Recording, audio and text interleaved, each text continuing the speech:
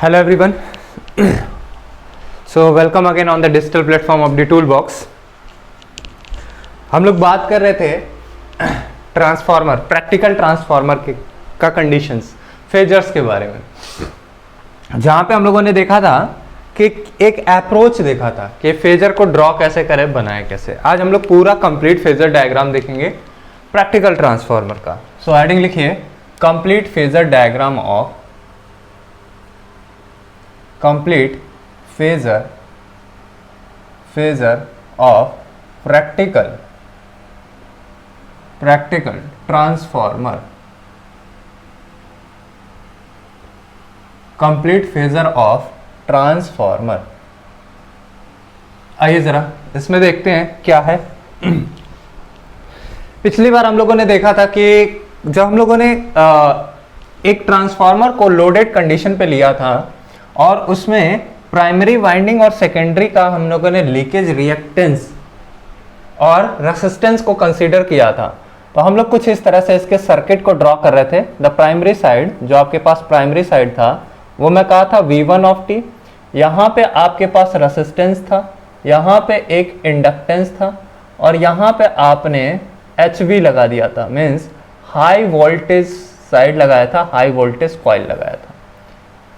यहाँ पे आपके पास जो वोल्टेज इंड्यूस हुआ था इसे आप E1 कह रहे हो, और यहाँ पे जो आपके पास वोल्टेज इंड्यूस हुआ था इसे आपने कहा V1, है ना, इसे मैं कह दिया था V1। ये आपके पास R1 है, ये JXL1 था। यहाँ पे आपने डॉट पोलैरिटी लिया था, ये मैं कह रहा था आयरन कोर है, और यहाँ पे मैं LV साइड बनाया था, और यहाँ पे मैं कहा इसका इंडक्टेंस लीकेज JXL2 था, और ये रेसिस्टेंस आपने रख दिया था इसका R2, और यहाँ पे आपने जोड़ा था लोड। और इस लोड का नेचर मैं कह रहा हूँ लैगिंग इसलिए ताकि क्योंकि मैक्सिमम जो अपना लोड है, चाहे आप रियलिस्टिक अगर आप देखेंगे तो वो लोड क्या मिलेगा आपको लैगिंग नेचर का मिलेगा। तो मैं कहा ये लोड कैसा है, लैगिंग है। लोड का नेचर कैसा है, लैगिंग है, सिर्फ लैग लिख देता हूं, ठीक है। नाउ यहां पे जो वोल्टेज ऑब्टेन हुआ था इसे आपने कहा था V2, है ना। यहां पे आपके पास वोल्टेज मिला था कौन सा, E2 वोल्टेज, और ये आपके पास डॉट कन्वेंशन था।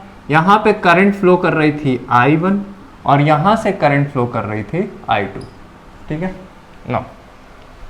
यही आपके पास था practical transformer under loaded condition का, ठीक है। मैं कहा अगर मेरे को यह बताना हुआ कि इसका एग्जैक्ट कंप्लीट फेजर बनेगा कैसे, तो कंप्लीट फेजर के लिए आपको कुछ इक्वेशंस चाहिए होंगे, मीन्स आपको कुछ पता होना चाहिए कि कैसे इसके ऊपर हम लोग अप्लाई करेंगे सर्किट रूल, क्योंकि फेजर का कंप्लीट रिप्रेजेंटेशन आप तभी कर सकते हैं जब आपको सर्किट का आइडिया हो, और सर्किट में क्या क्या चीज अप्लाई हो रहा है, कैसे कैसे उसकी इक्वेशन लिखी जा रही है, उसका आइडिया हो। चलिए ठीक है, तो मैं एक काम करता हूं, पहले साइड का सबसे पहले आपके पास अवेलेबिलिटी क्या है, तो मैं कहा मुझे जो रिलेशन पता है, रिलेशन क्या पता है, जो I1 करंट है, I1 is equals to I0 leakage current, और प्लस इसमें क्या कहता हूं मैं, I2 बटा कितना A। दिस इक्वेशन ये पता है आपको, हमने कल डिराइव किया था। I1 is equals to I0 plus I2 dash, जिसे मैंने बोला था। तो अगर मैं कहता हूं ये इक्वेशन नंबर कौन सा है, 1 है। चलिए 1 मत कहिए, छोड़ दीजिए, क्योंकि फर्स्ट तो मैंने लिख ही दिया। नाउ सेकेंड अगर मैं बात करूं, सेकेंड इक्वेशन की मैं बात करता हूं, मैं कहा अगर मैं इसमें KVL लगाता हूं, इसमें अगर मैं KVL अप्लाई करता हूं तो मुझे क्या ऑब्टेन होगा, तो डॉट कन्वेंशन से कन्वेंशन क्या कहता है, डॉट कन्वेंशन कहता है जो पोलैरिटी आपने, अगर सपोज करिए यहां पे आपने पॉजिटिव मार्क किया है तो यहां पे भी आपको क्या मार्क करना पड़ेगा, पॉजिटिव मार्क करना पड़ेगा, ठीक है। और एक और तरीका है कि फ्लक्स को क्या कर रहा है, अपोज कर रहा है। मैं कहा ठीक है, अगर ये पॉजिटिव होगा तो दोस्त इसे क्या होना पड़ेगा, नेगेटिव, इसे भी क्या होना पड़ेगा, नेगेटिव होना पड़ेगा। और अगर ये सिंक है, ये कैसा है, लोड तो सिंक है ही, ऑब्वियस सी बात है। अगर ये सिंक है तो अगर करंट इस डायरेक्शन में जा रही है तो इसे पॉजिटिव करना पड़ेगा और इसे क्या होना पड़ेगा, नेगेटिव होना पड़ेगा। ओके, तो अगर मैं इसमें केवीएल लगाता हूं, अगर मैं इसमें केवीएल लगाता हूं तो मैं कह सकता हूं ये भी क्या होगा, सिंक की तरह वर्क करेगा, और ये भी क्या, ये भी सिंक की तरह वर्क करेगा। यानी इस वाले टर्मिनल को पॉजिटिव लेना पड़ेगा, इसे भी पॉजिटिव लेना पड़ेगा, इसे भी पॉजिटिव लेना पड़ेगा। ओके, नाउ इस इक्वेशन में मीन सेकेंडरी साइड अगर मैं लगा रहा हूं केवीएल तो अप्लाई करता हूं इसमें पूरे में, इसमें करंट फ्लो हो रही है, ऑब्वियस सी बात है कितना, I2। अगर मैं इसमें केवीएल लगाता हूं तो मैं कह सकता हूं E2 यानी ये वाला वोल्टेज इज इक्वल्स टू, किसके इक्वल होगा, I2 इज इक्वल्स टू, कितना लिखा जाए, I2 करंट, और इसमें वोल्टेज ड्रॉप है JXL1, और आगे चले तो एक रेसिस्टेंस मिल गया प्लस I2R2, है ना। ये आपका क्या हो गया, एक वोल्टेज ड्रॉप हो गया यहां पे इसके अक्रॉस, और एक वोल्टेज आपके पास कौन सा है, V2, ऑब्वियस सी बात है लोड के अक्रॉस अवेलेबल है ही।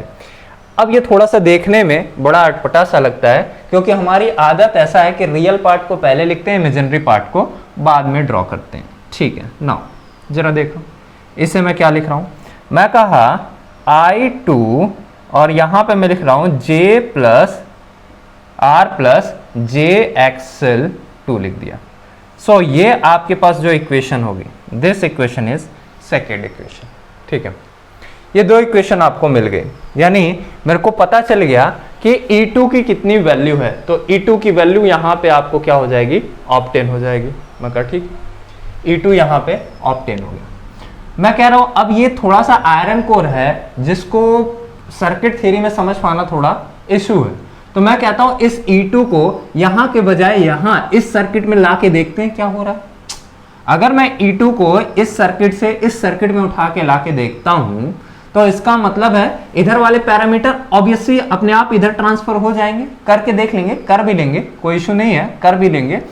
तो मैं कहा ठीक है पहले E2 को इधर लाके देखता हूं, तो मैं कहा अगर मैं कहूं E2 को कैसे लेके आया जाए, तो आपको बड़े अच्छे तरीके से पता है कि जब भी मेरे को लोड साइड से यानी ये मैं कह रहा हूं LV साइड, ये LV साइड है और ये साइड कौन सा है, HV साइड है।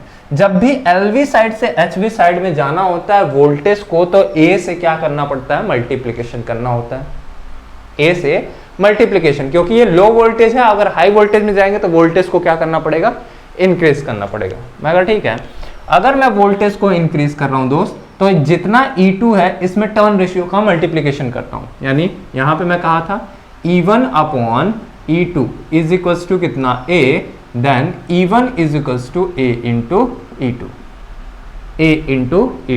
तो एक रिलेशन मेरे को ये निकल के आया क्या, E1 is equals to A into E2।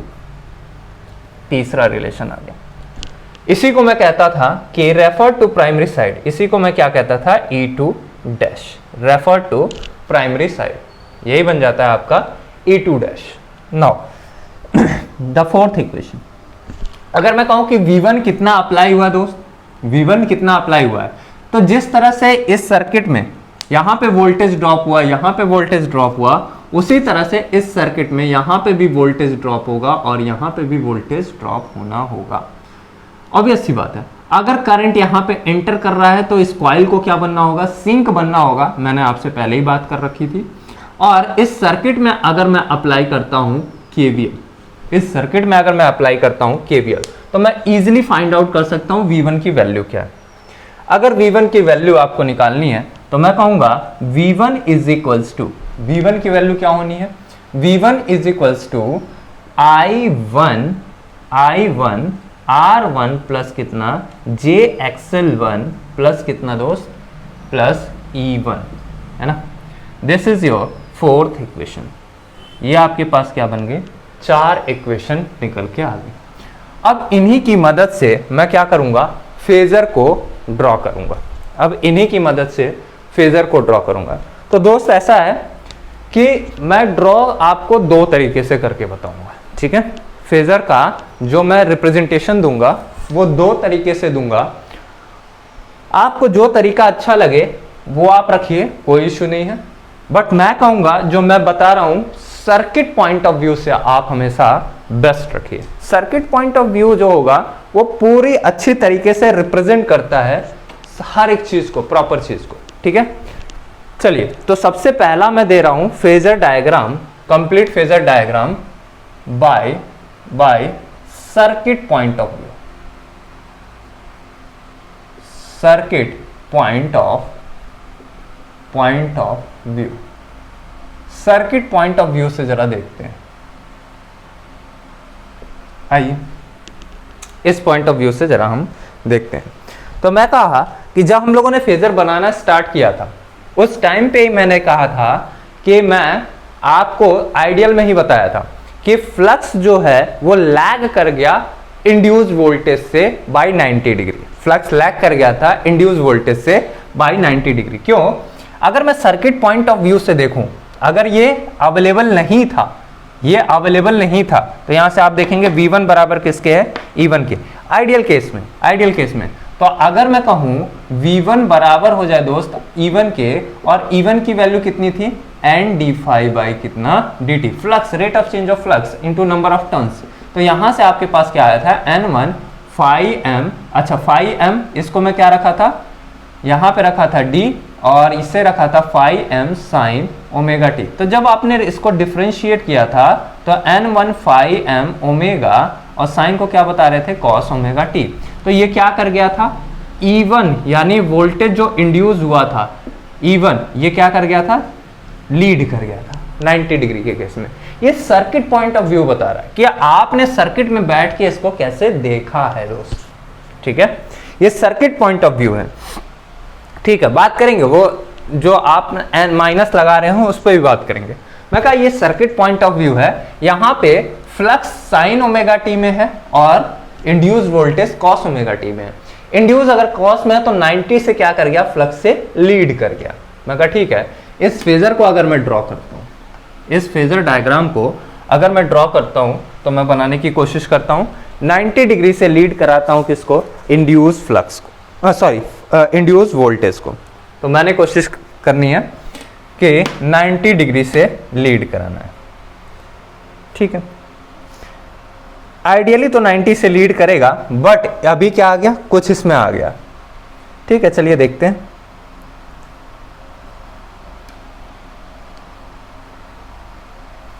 तो ये डायरेक्शन मैं ले लिया किसका?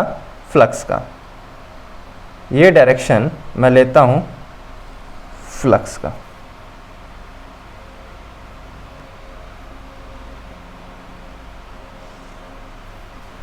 ठीक, नाउ दिस इज फाई, ये फाई हो गया। अब जो इंड्यूस वोल्टेज था E2, हम लोगों ने बात की थी E1 की वैल्यू ग्रेटर है E2 से, और यहां से अगर आप देखोगे इस रिलेशन से E1 is equals to A into E2, तो ये दोनों ही किस फेज में थे? सेम फेज में है दोस्त। तो जिस फेज में E1 को होना होगा उसी फेज में E2 को भी होना होगा, बस शर्ते कंडीशन ये है कि ये वाला वोल्टेज A टाइम ग्रेटर है इसके कंपैरिजन में, ये वाला वोल्टेज A टाइम ग्रेटर है E2 के कंपैरिजन में। तो इसमें क्या करना है? सिर्फ वैल्यू को इंक्रीज कराना है। क्यों? क्योंकि A कैसी क्वांटिटी है? Scalar quantity. A की क्वांटिटी कैसी है? स्केलर है। तो जिस फेज में E1 है उसी फेज में E2 है। इससे बहुत सारे क्वेश्चन आपसे पूछे जाते हैं, ठीक है। तो आप इस चीज को ध्यान में रखिएगा, ठीक। तो मैं कहा अगर मेरे को लिखना है 5, मेरे को लिखना है 5, ठीक है। चलिए ये भी बात कर लिया मैंने कि ये दोनों क्या है? सेम फेज में है, ठीक है दोस्त। तो मैं एक काम करता हूं 90 डिग्री से पहले इसे लीड करा देता हूं, 90 डिग्री से लीड कराता हूं। अच्छा, उसके साथ एक वोल्टेज भी तो है अवेलेबल, हाँ, E2 के साथ एक वोल्टेज अवेलेबल है, कितना? V2। एक वोल्टेज यहां पे देखो V2 जो होगा वो V2 का वोल्टेज जो होगा वो V2 वोल्टेज के साथ फेजर समेशन कौन सा है? ये वाला वोल्टेज और ये वाला वोल्टेज। तब ये क्या बन रहा होगा? आपका E2 बन रहा हो। ओके ओके, मीन्स अगर आपको E2 वोल्टेज चाहिए, अगर आपको E2 वोल्टेज चाहिए, मीन्स आपको सबसे पहले क्या ड्रॉ करना पड़ेगा, V2 वोल्ट्स ड्रॉ करना पड़ेगा। तो मैं कहूं अगर आइडियली में देखूं तो E2 जो होना चाहिए वो 90 डिग्री के साथ होना चाहिए। मैं कहा ठीक है, अगर मैं कहता हूं ये 90 डिग्री के साथ होगा तो इसका मतलब है V2 थोड़ा सा क्या कर रहा होगा, ऐसे कर लेते हैं, V2 को मैं बना लेता हूं कुछ ऐसा, V2 यहां पे होगा। मैं कहा ये वाला वोल्टेज जो होगा वो आपके पास क्या होगा, V2 होगा। तो मैंने बना लिया इसको V2, this is V2। Now अब ये जो लोड लगा है इसका नेचर कैसा है, लैगिंग। लैगिंग नेचर मींस क्या, I2 क्या कर रहा होगा, लैग कर रहा होगा लोड से। लैग करने का मतलब होता है जो वोल्टेज आपके पास अवेलेबल है उससे करंट क्या कर रही होगी, लैग कर रही होगी। तो मैंने क्या करना है, I2 को लैग करा देना है। तो मैं क्या कर रहा हूं, यहां पे I2 को लैग कराता हूं। So this is your V2 और यहां पे मैं बनाया I2, ये बन गया आपके पास I2 वोल्टेज। तो ये हो गया I2, ठीक, I2 हो गया। मैं कहा ये जो लैग कर गया किससे, 5 डिग्री से लैग कर गया, कुछ रहा होगा इंपीडेंस एंगल, उससे ये क्या कर गया, लैग कर गया। अब जो ये R2 है, जो इसके अक्रॉस वोल्टेज ड्रॉप है, वो क्या करेगा, सेम फेज में जाएगा करंट के। मींस वोल्टेज और करंट क्या होंगे, सेम फेज होंगे। तो यानी जो ये वोल्टेज ड्रॉप है VR2 वो क्या होगा, सेम फेज। और VR2 की वैल्यू क्या होगी दोस्त, I2 इंटू कितना, R2, यानी ये वाला वोल्टेज I2 इंटू R2 वाला वोल्टेज, ये किसके फेज में जाएगा, करंट के फेज में जाएगा। तो मैं कह दिया इससे मैं बना देता हूं करंट के फेज में। तो एक छोटा सा वोल्टेज ड्रॉप, बहुत छोटा सा वोल्टेज ड्रॉप करंट के फेज में बना दिया। ये तो अपोज कर रहा है, इसी के फेज में बनाते हैं, जिस डायरेक्शन में ये है इसी डायरेक्शन में इसे भी रखते हैं। तो एक छोटा सा वोल्टेज ड्रॉप यहां पे बना दिया मैं, ये मैं कहता हूं I2R2, ठीक है। ये लीकेज इंडक्टेंस है, मींस ये क्या कर रहा होगा, 90 डिग्री से लीड कर रहा होगा, यानी इसका वोल्टेज जो होगा दोस्त वो 90 डिग्री से लीड कर रहा होगा। जब हम लोग AC फंडामेंटल में बात करते हैं, अगर आपको ये आइडिया ना मिल रहा हो, तो अगर मैं बात करूं R और L सर्किट की, R L सर्किट की, तो मैं कहूं कि अगर ये वोल्टेज है दोस्त कितना, V वोल्ट्स है, और ये VR वोल्ट है, और ये VL वोल्ट है, VR और ये VL वोल्ट है, तो मैं कहूंगा जो वोल्टेज समेशन है दैट इज VR प्लस कितना, VL हो जाएगा। और अगर मैं बात करता हूं इसके इंपीडेंस ट्रायंगल के बारे में, तो इंपीडेंस ट्रायंगल क्या होता है, R होता है, यहाँ पे क्या होता है, JXL होता है, और ये क्या हो जाता है, Z हो जाता है। This is the angle between them, this आप कहते हो इंपीडेंस एंगल। तो ये आपके पास इंपीडेंस एंगल था। यहीं से अगर मैं बात करूं पावर ट्रायंगल की, तो पावर का मतलब क्या होता है, ये P होता है, ये क्या होता है, JQ होता है, और ये कॉम्प्लेक्स पावर हो जाता है। और यहीं से अगर मैं बात करूं वोल्टेज ट्रायंगल की, तो ये तीनों ही ट्रायंगल क्या होते हैं, सिमिलर होते हैं। तो अगर मैं वोल्टेज ट्रायंगल की बात करता हूं तो मैं कहूंगा VR हो जाएगा, ये VL हो जाएगा, और ये टोटल वोल्टेज, यानी phasor summation of this one और इसका। तो ये तीनों ही ट्रायंगल क्या शो करते हैं, फेजर समेशन में, सॉरी, ये तीनों ही ट्रायंगल क्या होते हैं, ये तीनों ही ट्रायंगल सिमिलर ट्रायंगल होते हैं, ठीक है। तो इसका मतलब है जितना वोल्टेज रेसिस्टिव था उस पर लीड करा देंगे किसका, इंडक्टेंस का वोल्टेज, यानी ये वोल्टेज क्या हो जाता है, लीड कर जाता है। तो इसका मतलब है दोस्त कि अगर दो रेसिस्टेंस और इंडक्टेंस सीरीज में है तो VL क्या करेगा, VR से लीड करेगा। तो ये रेसिस्टेंस के अक्रॉस वोल्टेज था इस सर्किट में, तो इससे इंडक्टिव वोल्टेज क्या कर रहा होगा, लीड कर रहा होगा। अब दोस्त अगर लीड कराना है, अगर लीड कराना है तो इसके हेड पे चढ़ के उसके टेल वाले को रख देना है 90 डिग्री से, 90 डिग्री से। तो एक काम करता हूं मैं, एक काम करता हूं, क्या क्या कि इसके हेड पे ये वाला मैग्नीट्यूड यानी XL2 वाला मैग्नीट्यूड, VXL2 लीकेज जो कर रहा है, इस मैग्नीट्यूड को मैं क्या कर दिया, यहां पे रख दिया। थोड़ा सा ज्यादा होगा, रेसिस्टेंस से थोड़ी सी वैल्यू ज्यादा होगी, मतलब इसका मैग्नीट्यूड थोड़ा सा ज्यादा होगा। ठीक है, ठीक है ना। यहां पे मैं लिख देता हूं ये वाला जो वोल्टेज है I2 R2, और ये जो यहां पे वोल्टेज है इससे मैं कह रहा हूं V2। तो ये जो लाइन आपको ऐड होता हुआ नजर आएगा, ये जो लाइन आपको ऐड होता हुआ नजर आएगा, this is the summation of, ये समेशन है किसका किसका,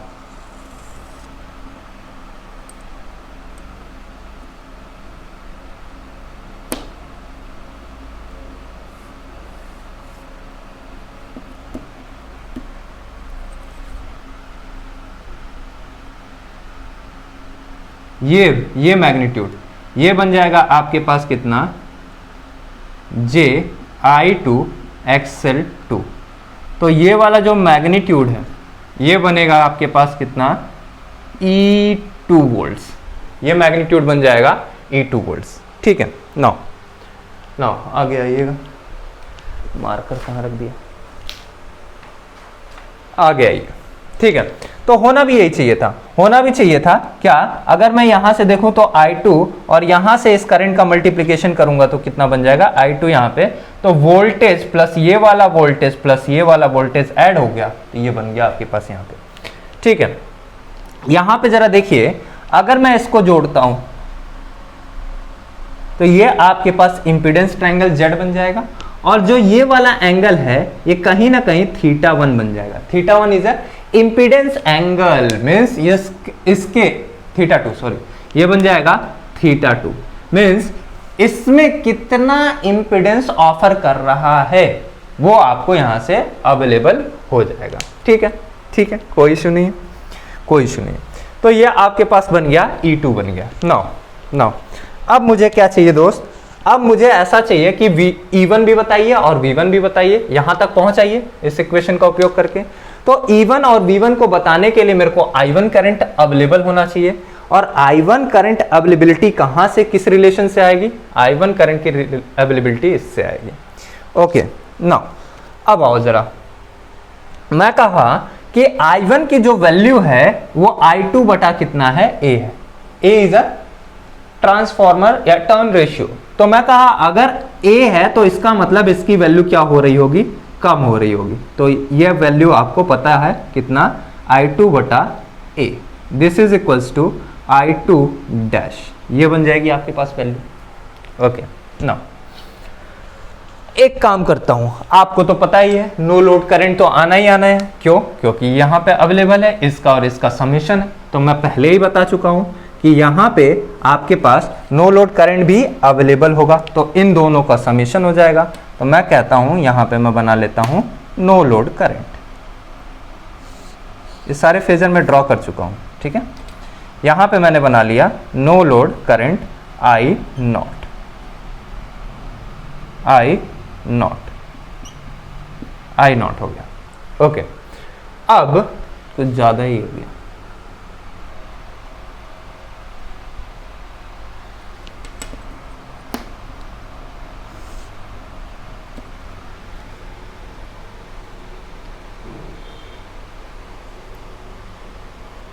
यहां पे मैं बना लिया I नॉट। ठीक है, अब इसी डायरेक्शन में किसका किसका समेशन है, इसका और इसका समेशन, मींस इसी डायरेक्शन में पहुंचता हूं मैं, कितना मैग्नीट्यूड के साथ, इतने मैग्नीट्यूड के साथ। तो मैं पहुंच गया कुछ यहां पे, और इतने मैग्नीट्यूड के साथ मैं यहां पे पहुंचता हूं। तो इन दोनों का जो रिजल्टेंट बनेगा, इन दोनों का जो रिजल्टेंट बनेगा, दिस इज इक्वल्स टू, यहां पे मैं रिजल्टेंट बना रहा हूं, ये बन जाएगा आपका क्या, I1, ये बनेगा आपका I1। तो मैं बनाता हूं रिजल्टेंट,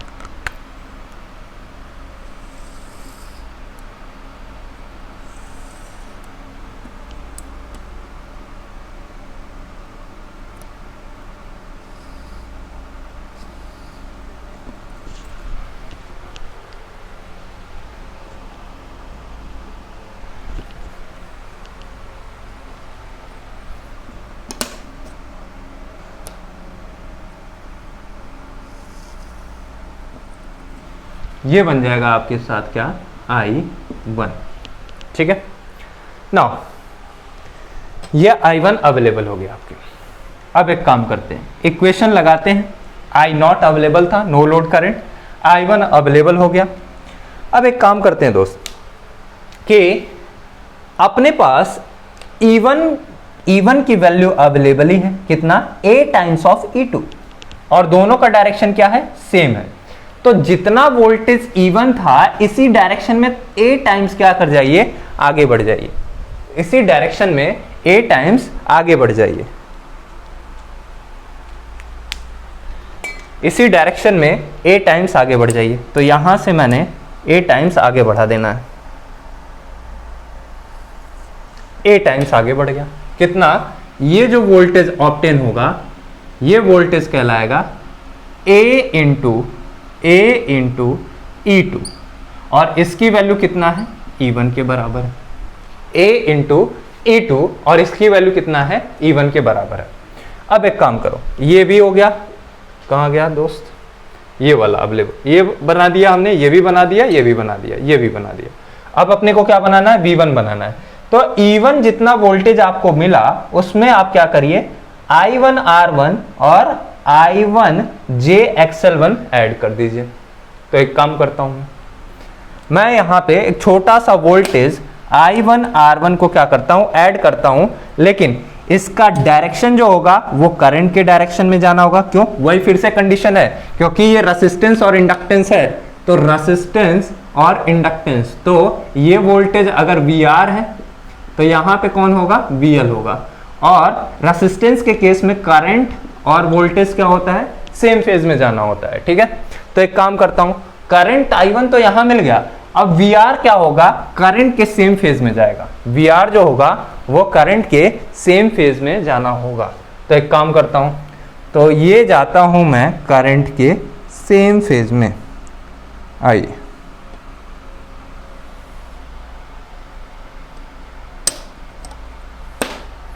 थोड़ा बहुत इधर उधर हुआ होगा, ठीक है, डायरेक्शन कोशिश करिएगा सेम फेज में चला जाए। तो मैं कहा ये जो वोल्टेज ड्रॉप होगा ये होगा I1 R1, ये वोल्टेज ड्रॉप I1 R1 हो गया।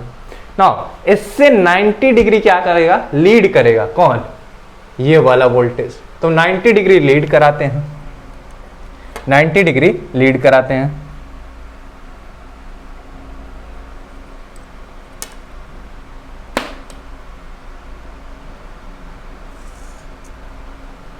तो एक वोल्टेज आपका 90 डिग्री से लीड कर गया, इसे मैं कह रहा हूं I1 JXL1, ये वोल्टेज हो गया।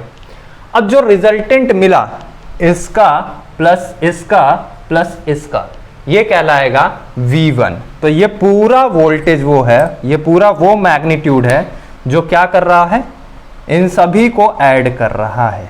तो मैं कहा कि एक वोल्टेज आपको ऑब्टेन होगा, दिस इज V1, जो इन सभी को ऐड करता हुआ चला जाएगा। तो ज्यादा ही डिफर कर रहा है,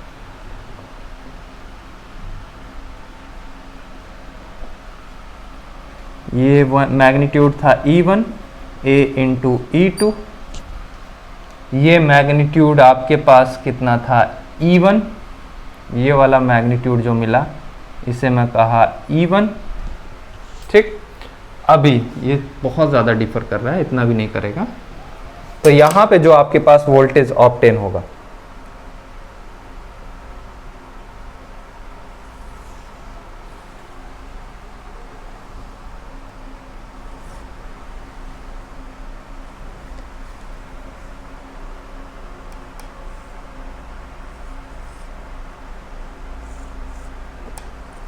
यहाँ पे जो आपके पास वोल्टेज ऑब्टेन होगा दिस इज V1 वोल्ट्स, और ये जो वोल्टेज आपका, ये जो ट्रायंगल बनेगा θ1, ये बनेगा आपके पास कितना, Z1। ठीक है ना, अब इसको यहाँ लिखने से बेटर है कि इसको ऊपर लिखा जाए, ये वाला दिस इज E1। ठीक है, ठीक है, तो ये आपके पास V1 ऑब्टेन हो गया। तो ये जो फेजर आपने ड्रॉ किया, ये फेजर था by circuit point of view. Circuit point of view से इस फेजर को मैंने ड्रॉ किया। सर्किट पॉइंट ऑफ व्यू बस ये है कि इस सर्किट को देख के मैं बता रहा हूं, इस सर्किट को देख के मैं लगा रहा हूं। यहां पे अगर मैं कहूं तो यहां पे सिर्फ और सिर्फ एक फ्लक्स को कंसीडर किया गया है। यहां पे अगर मैं नोट करके एक बात लिखता हूं तो यहां पे सिर्फ एक ही फ्लक्स को कंसीडर किया गया है, दैट इज, या ऐसे कह सकता हूं कि क्वासी स्टैटिक स्टेट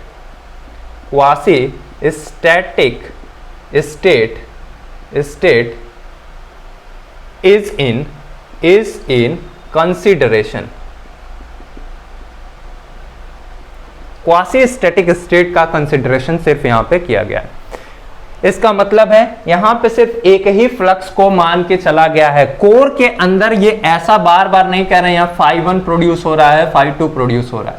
यहां पे ये phi1 गया था इस डायरेक्शन में, ये phi2 गया था इस डायरेक्शन में।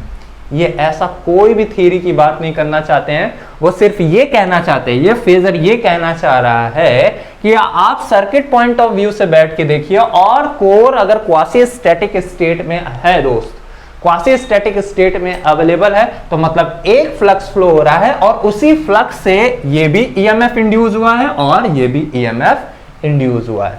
तो इन्होंने सिर्फ और सिर्फ इसको कंसीडर करके इस फेजर को ड्रॉ किया है। ठीक है, नाउ अगर मैं बात करता हूं जो फ्लक्स पॉइंट ऑफ व्यू से, सॉरी थोड़ा सा एरर होगा,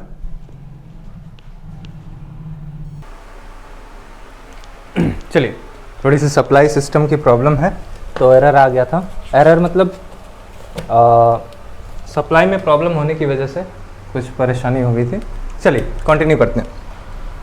तो ये जो मैंने फेजर ड्रॉ किया, ये फेजर जो है वो क्वासी स्टैटिक स्टेट को कंसीडर करके, यानी ये मान के चल रहे हैं कि अगर फ्लक्स कांस्टेंट है तो सिर्फ इसमें एक ही फ्लक्स फ्लो कर रहा है फाई, या आप कह सकते हैं क्या, फाई नेट फ्लक्स फ्लो कर रहा है।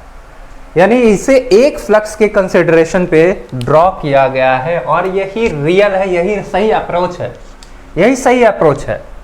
बेस्ट अप्रोच जो है ये सर्किट पॉइंट ऑफ व्यू है, ये सभी चीजों को सही तरीके से एक्सप्लेन करता है, ये सभी चीजों को सही तरीके से बेस्ट वे से एक्सप्लेन करता है।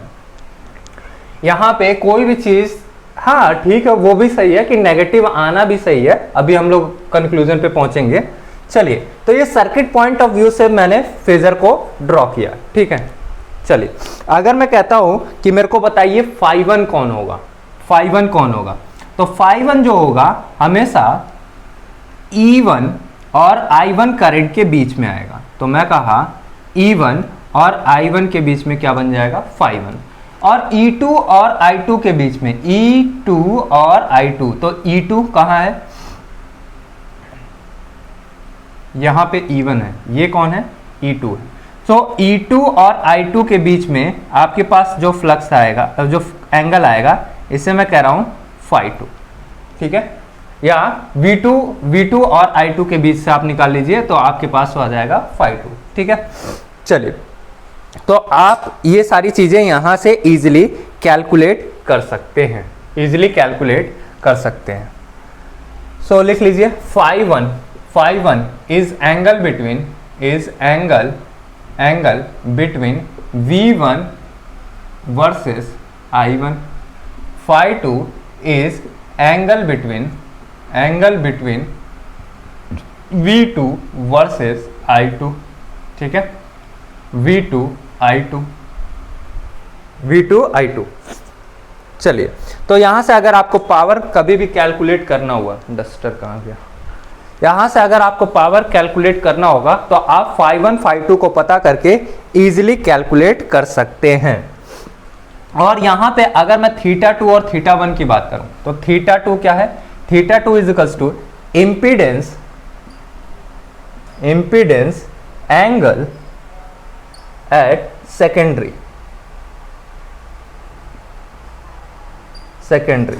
और θ1 क्या है, इम्पीडेंस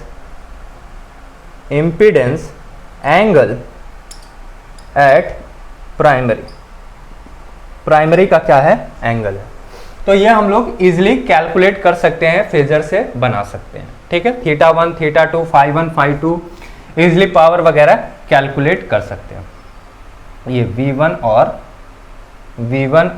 I2, V2 और I2 के बीच में, ठीक है। तो ये आपके पास पहला फेजर आया जो सर्किट पॉइंट ऑफ व्यू से है। मैं कहूंगा ये सबसे बेस्ट फेजर है, ये सबसे बेस्ट फेजर है। एक और देख लेते हैं, एक फेजर डायग्राम और देख लेते हैं from flux point of view. Flux point of view से देख लेते हैं जरा, from flux point of view. आप किसी एक को याद रखिए, आपकी जानकारी के लिए ये मैं बता रहा हूं, आपकी जानकारी के लिए मैं बता रहा हूं, आप किसी एक को रखिए बस। तो फ्लक्स पॉइंट ऑफ व्यू को बताने के लिए, इसको सही से दिखाने के लिए जो मुझे बनाना पड़ेगा वो आपको कोर के साथ ड्रॉ करना पड़ेगा, कोर के साथ, तब आपको जाके उसका फील आएगा। ऐसे जैसे सपोज करिए एक कोर है, this is core of the transformer, और इसके ऊपर आपने वाइंडिंग कर रखी है।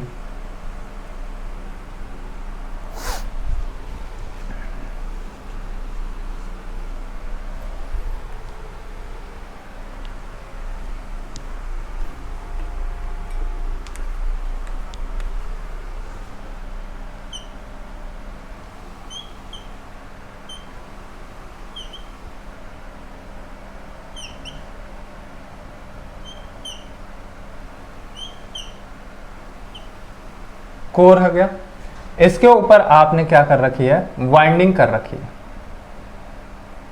वाइंडिंग, और इसके ऊपर भी आपने वाइंडिंग यहां पे कर रखी है।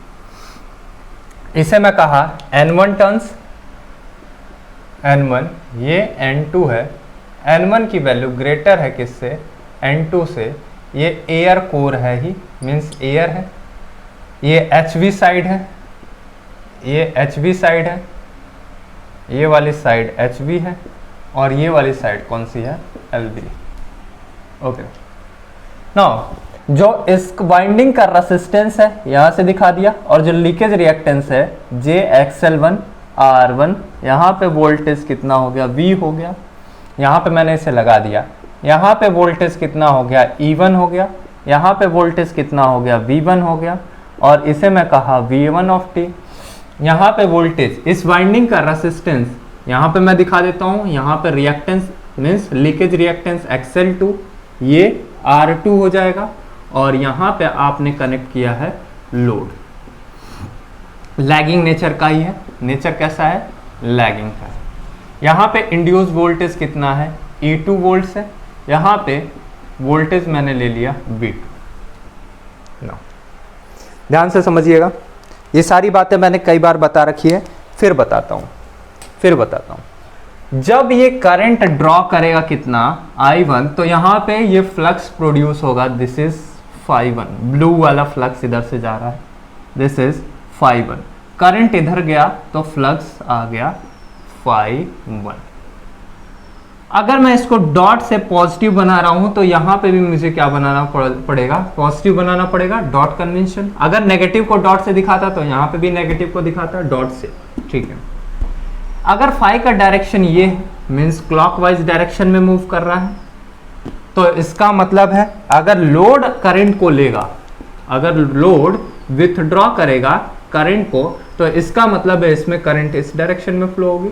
जब इस डायरेक्शन में फ्लो होगी तो ये φ2 क्या कर रहा होगा, इसको अपोज कर रहा होगा, φ2। ध्यान से देखिएगा, φ2 अपोज कर रहा होगा किसको, φ1 को, φ1 को अपोज कर रहा होगा।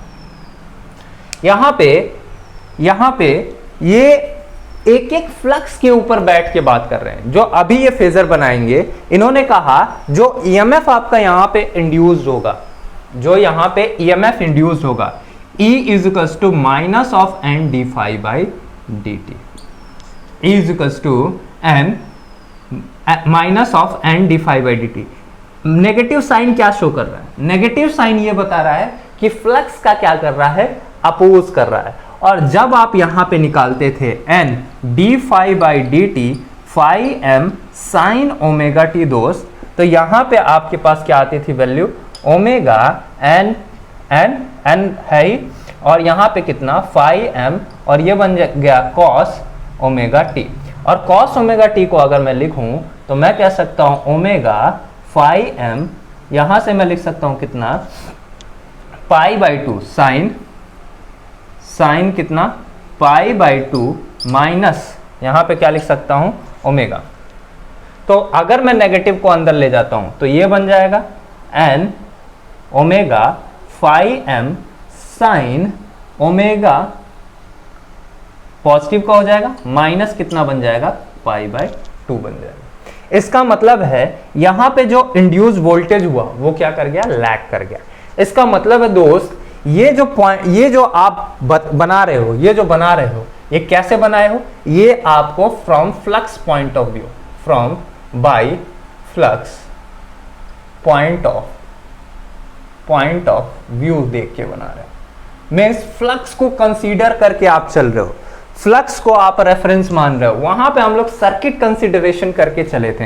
फ्लक्स कंसीडरेशन का क्या मतलब होता है दोस्त, जरा और डिटेल में देखते हैं कि अगर सपोज करिए आपके पास एक कॉइल है, ये आपके पास कॉइल है, कॉइल का मतलब यहां पे अगर एक ईएमएफ इंड्यूस हुआ और यहां पे कोई ऑल्टरनेटिंग फ्लक्स आ गया, ये कुछ फ्लक्स आया जिसकी वजह से यहां पे कुछ ईएमएफ इंड्यूस हुआ, तो ये कह रहा है कि ये ईएमएफ की पोलैरिटी इस तरह से होगी ताकि इस फ्लक्स को क्या कर रहा हो, अपोज कर रहा हो।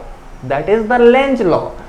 बट इसी लेंज लॉ को डिफाइन करने के लिए, इसी अपोजिशन को डिफाइन करने के लिए इन्होंने क्या लगा दिया है, नेगेटिव लगा दिया। अब इस नेगेटिव को मेंटेन करने के लिए मैथमेटिकली मेरे को कैसा हो गया, ये ऑपरेशन ऑब्टेन हो गया। इसका मतलब है इंड्यूस ईएमएफ क्या कर जाएगा, अपोज कर रहा होगा। ये सर्किट पॉइंट ऑफ व्यू से कहीं नहीं दिख रहा है, ये क्या है, फ्लक्स पॉइंट ऑफ व्यू से ये बता रहे हैं कि इस फ्लक्स को क्या करना पड़ेगा, आपको अपोज करवाना पड़ेगा। और उस अपोजिशन का मतलब क्या हो जाता है, आप नेगेटिव लगा दीजिए, आपने नेगेटिव प्लेस कर दिया है। ठीक है, तो ये फ्लक्स पॉइंट ऑफ व्यू है। चलिए, तो इस फ्लक्स पॉइंट ऑफ व्यू से अगर मैं फेजर को ड्रॉ करता हूं, इस फ्लक्स पॉइंट ऑफ व्यू से अगर मैं फेजर को ड्रॉ करता हूं, तो मैं कहूंगा दोस्त देखो, यहां पे आप एक रेफरेंस ले लीजिए, दैट इज द फ्लक्स। गलत नहीं है, ये भी सही है, बट इंटरप्रिटेशन मेरे को वो बेस्ट लगता है, मेरा अपना है, अपना व्यू है, आपका अपना व्यू हो सकता है, कोई इशू नहीं है। तो मैं कहता हूं ये यहां पे आपके पास क्या है, फ्लक्स, दैट इज फाई। टेढ़ा हो गया,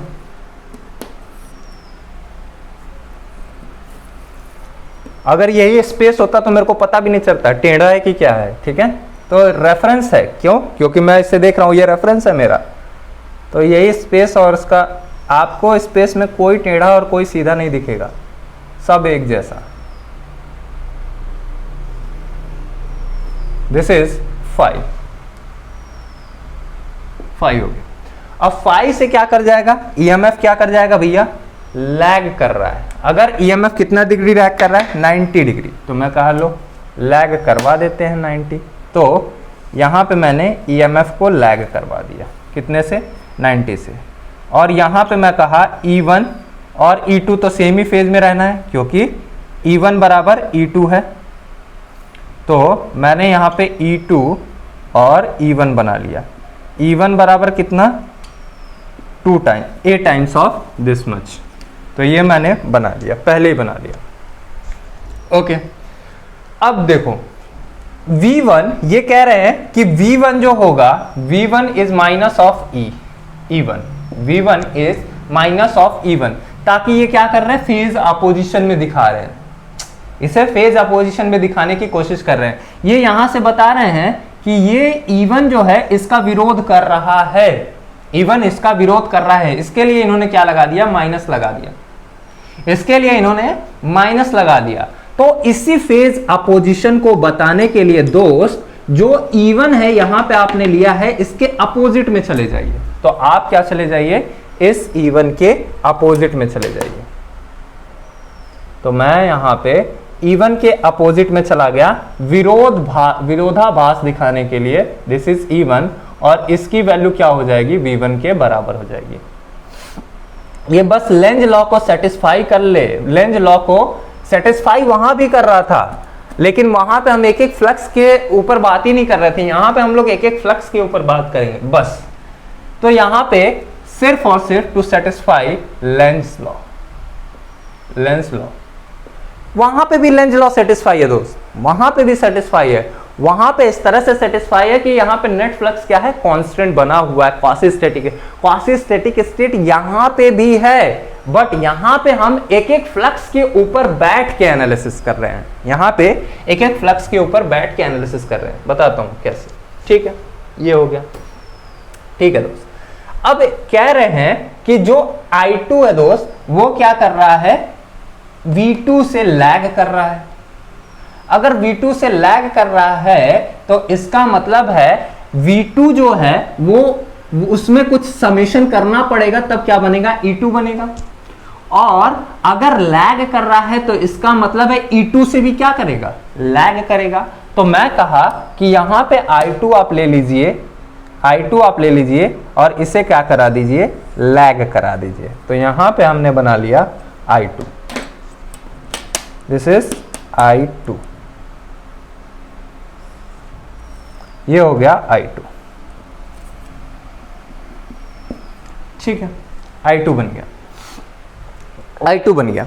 अगर I2 दोस्त इधर जा रहा है तो इसका मतलब है अपने पास एक इक्वेशन निकल के आई थी, क्या, I1 बराबर, इसे मैं मिटा सकता हूं, I1 बराबर, पहला इक्वेशन क्या निकल के आया था, I1 बराबर I0 प्लस कितना, I2 बटा A। ठीक, अब I2 अगर यहां है दोस्त तो इसका मतलब है I2 बटा A कहां होगा, यहां पे अवेलेबल होगा। और जिस फेज में करंट जाती है उसी फेज में कौन जाता है, फ्लक्स जाता है। तो इसका मतलब है φ2 अगर इधर जा रहा है, φ2 अगर इधर जा रहा है I2 के डायरेक्शन में, तो करंट और फ्लक्स क्या होगा, सेम डायरेक्शन में जाएगा। तो मैं कह सकता हूं φL, φ2 जो जाएगा वो किधर जाएगा, वो इधर चला गया, φ2 इधर आ गया। ठीक है, ठीक है, कोई इश्यू नहीं। ओके, नाउ अगर I2 इधर जा रहा है तो φ2 इधर चला गया, लेकिन φ1 क्या कर रहा है, φ1 और φ2 क्या कर रहे हैं, एक दूसरे को अपोज कर रहे हैं। अगर φ1 φ2 अपोज कर रहे हैं तो इसका मतलब है I1 भी क्या करेगा, अपोज करेगा, I1 भी अपोज करेगा, क्योंकि φ1 और I1 क्या होंगे, सेम फेज में अवेलेबल होंगे। इसी फेज अपोजिशन को दिखाने के लिए मैं कह देता हूं कि ये 90 डिग्री से क्या कर, 180 डिग्री से क्या कर रहा होगा, अपोजिशन में जा रहा होगा। तो मैं कहा कि यहां से 180 डिग्री अपोज करके बनाता हूं I माइनस का I2, यानी I2 बन जाएगा यहां पे, यानी I1 अगर मेरे को बनाना है तो इसके अपोजिशन में बनाना पड़ेगा, I1 मेरे को बनाना है तो इसके अपोजिशन में। ठीक है, लेकिन I1 जो है दोस्त वो समेशन है किसके किसके, नो लोड करंट का और किसका, नो लोड करंट का। तो यहां पे मैं दिखा दिया I2 नेगेटिव के साथ, डायरेक्शन बदल गया, डायरेक्शन बदल गया, और यहां पे मैं कहता हूं लो वोल्टेज साइड में करंट की वैल्यू ज्यादा होगी, है ना। तो यहां पे मैं कह देता हूं I2 मैं दिखा दिया इधर। ठीक है, ठीक है। अब मैं कहा यहां पे जो आपके पास वोल्टेज समेशन होगा, वोल्टेज समेशन होगा, वो करंट समेशन होगा, वो कौन कौन सा होगा, I0। तो यहां पे मैं कहा I0 और I2 बटा A का, I2, इसका और इसका क्या बनेगा, करंट समेशन बन जाएगा। तो मैं इसको और इसको ऐड कर देता हूं। तो यहां से लगभग आप देखेंगे ये क्या कर रहा है, अपोज कर रहा है। तो मैं कहा φ1 क्या करेगा, अपोज करेगा किसको, phi 2 को। This is I1, this is I1। इतनी बात समझ में आ जानी चाहिए। अब देखो मैं कहा ये बातें मेरे को समझ आ गई। अब आइए जरा सर्किट का इक्वेशन लिखते हैं। अब इक्वेशन लिखते हैं। इक्वेशन कह रहा है कि भैया ऐसा है कि E1 जो है वो बराबर है A times of E2, that is refer to primary side. तो आपने क्या कर दिया, E1 की वैल्यू बढ़ा के लिख दिया। नाउ तीसरी बात आई है। तीसरी बात ऐसा कहता है कि V1 अगर आपको E1 मिल गया, E2 की इक्वेशन मिल जाए तो आप E2 में चले आएंगे, E2 को उठा के E1 में लेके चले आ जाएंगे। तो एक काम करते हैं, मैं कहा अगर मैं E2 लिखना चाहता हूं, E2 इज इक्वल टू कितना, I2 R2 प्लस कितना JI2 XL2 और प्लस कितना V2 ऐड कर दीजिए। और एक चौथी बात जो आपके पास है वो ये है कि अगर आप V1 लिखना चाहते हैं, यानी V1 इज इक्वल टू कितना लिखना है, I1 R1 प्लस कितना JI1 XL1 और प्लस यहाँ पे क्या लिख दीजिए, E1 लिख दीजिए। अब सभी को आप क्या करना है, इसको और इसको अप्लाई कर दीजिए। ये आपने ड्रॉ कर ही लिया, ये आपने ड्रॉ कर ही लिया। अब इसको अप्लाई कर दीजिए। इसको जब आप अप्लाई करेंगे तो आप कह रहे हैं कि फ्लक्स करंट जो है I2 लैग कर रहा है V2 से। तो एक काम करना पड़ेगा कि V2 को तो मजबूरन यहां पे बनाना ही पड़ेगा। क्यों? क्योंकि लैग करने का मतलब क्या हो गया दोस्त, तो ये हो गया आपके पास V2 कुछ 5 डिग्री से क्या कर गया, लैग कर गया। phi 2 मान लेते हैं, phi 2 या 5 डिग्री से इसका लैग कर गया। ठीक है। अब इस वोल्टेज के साथ ये रेसिस्टेंस क्या होगा, करंट के फेज में जाएगा। तो मैं कहा करंट यहां पे है और वोल्टेज यहां पे है। तो इसके फेज में जाने के लिए आपको क्या करना पड़ेगा, एक वोल्टेज आपने ड्रॉ किया, ये V2 हो गया, और कहे आप I2 R2 इसी फेज में, जिस फेज में करंट है उसी फेज में क्या हो गया, ये वाला वोल्टेज ड्रॉप हो गया, ये वोल्टेज ड्रॉप हो गया। अब इससे 90 डिग्री, थोड़ा और बड़ा बना लेते हैं, अच्छा लगेगा।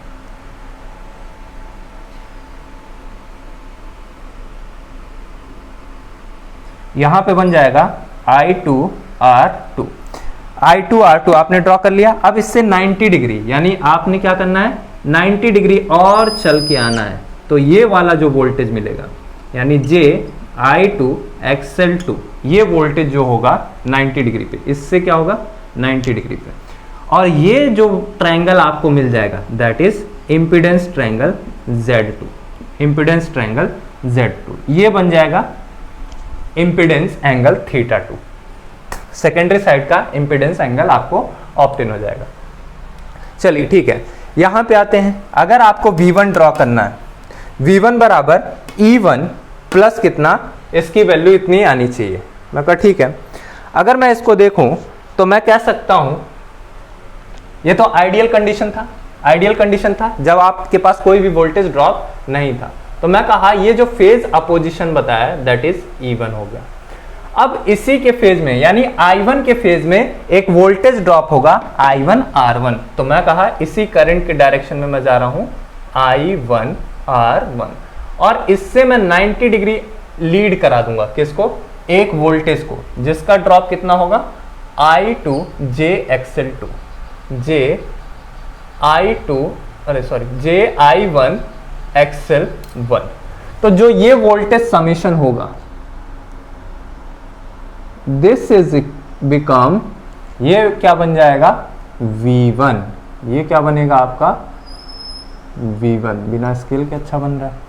तो इसका वैल्यू हो जाएगा V1, और ये बन जाएगा आपके पास कितना Z1, और ये एंगल कितना हो जाएगा θ1, इंपीडेंस एंगल। तो ये फेजर है किसके रेफरेंस में, ये फेजर है फ्लक्स के रेफरेंस में। When flux point of view, when phi1 and phi2 both are consider, जब दोनों ही क्या कर रहे हो, कंसीडर किए गए हों। यहां पे ये क्वासी स्टैटिक स्टेट की बात ही नहीं कर रहे हैं, कह रहे हैं phi1 phi2 को अपोज कर रहा है तो उसको भी रिप्रेजेंट करिए।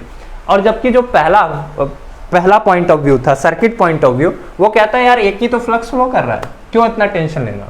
सो आपको जो भी अच्छा लगे वो बनाइए।